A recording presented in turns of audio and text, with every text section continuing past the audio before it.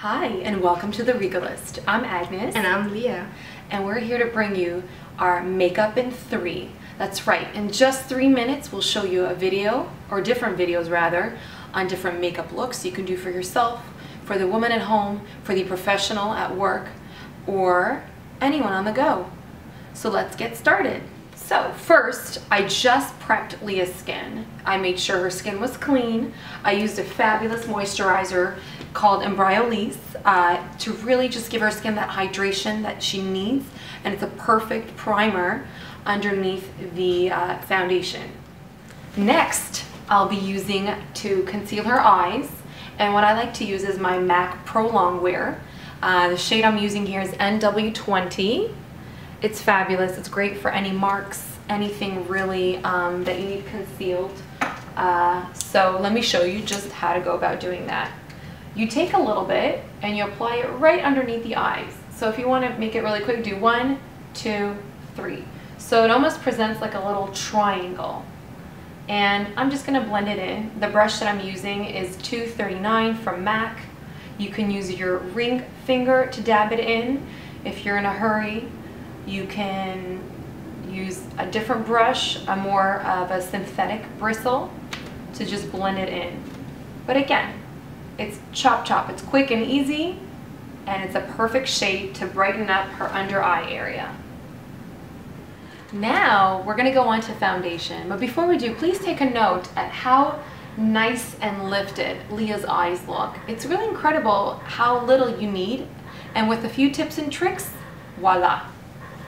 Okay, so let's get started with a foundation. I'm going to be using a product called Face Atelier. It's actually a Canadian brand and it's fabulous. It gives you medium buildable coverage, and the shade is number 3.